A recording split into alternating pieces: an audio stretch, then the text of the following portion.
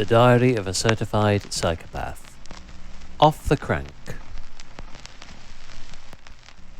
Lingering on the unsavoury subject of willful journalistic profiteering,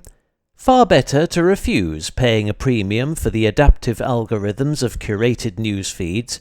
and instead accrue all your noxious nuggets of festering gossip free from the Night Critters Gazette, which only yesterday belatedly reported that the cosmetics chain store Boots had issued a recall for a large consignment of Pond's cold cream, which was found to contain filling from over 30,000 mini Cadbury's cream eggs.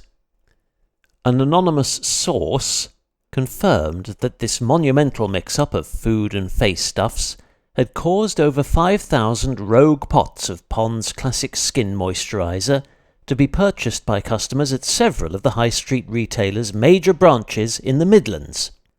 The same unverified leaker alleges that the folly occurred when a shipment of ingredients for Cadbury's popular confectionery was loaded into a convoy of unmarked lorries, which had been temporarily hired by its founding company to serve elevated consumer demands throughout the Easter period.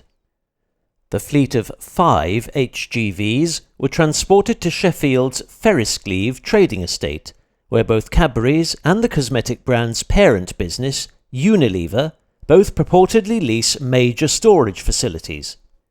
An unofficial spokesperson for the confectioner claims that its drivers were unable to gain access to their employers' warehouses, then instructed to leave their road trains parked outside and return once unloading had been completed. Unilever's storage bay is situated next door, and the firm is understood to have been fulfilling commercial orders for its own products' raw materials all morning. The same speculative eyewitness suggests that forklift operators from its own workforce proceeded to unload their neighbour's consignment to its own warehouse shortly after the aforementioned vehicles had been left unattended. And on account that both solutions are stored in industrial milk churns, no questions were asked, even after they'd been conveyed to its Birmingham-based factory the next day for the final phase of production. Unilever are said to have accepted full liability for the oversight and agreed to reimburse Cadbury's for the cost of its misappropriated ingredients alongside any consequential sales loss, whilst customers have been advised to return any affected pots to Unilever's head office for a refund of the purchase price. Well,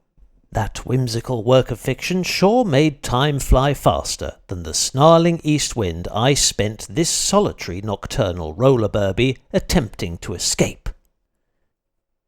Born to bloom. Sights and sounds during these highly localized rights and rounds included a chorus line of folded parasols mere yards from my front door that declined to be photographed, as they clung desperately to their swaying poles and flapped a synchronized conga of collective condemnation in response to a resurgent eastern beast's hellacious hustle and bluster. Meanwhile, no more than a mile of measured pedal strokes west, I gazed in windswept wonder at Beech Green's lone monarch of the roadside grove, now in full and radiant bloom, embodying nothing if not beauty to honour the closing bars of our feathered ensemble's captivating twilight serenade. Let me be the graceful bearer of bad news, its blossoming branches seem to lament, reaching out in selfless resignation from a contorted physique, pummeled by nature's invisible fists into a permanently stooped state, and now ever condemned to personify a century-long saga of Britain's bitterest winters, and recount to awe-struck saplings the relentless onslaughts it endured from every tempest that was summoned by fate's fickle hand to shape its forlorn destiny. A weeping willow tribute act,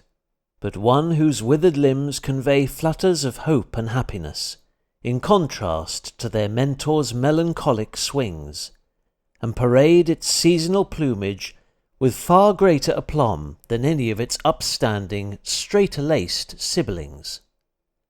To the eager anticipation of every perfectly placed perennial weed huddled stem to stalk amidst the clover grass below, awaiting their ever-leaning guardian tower to launch its annual summer collection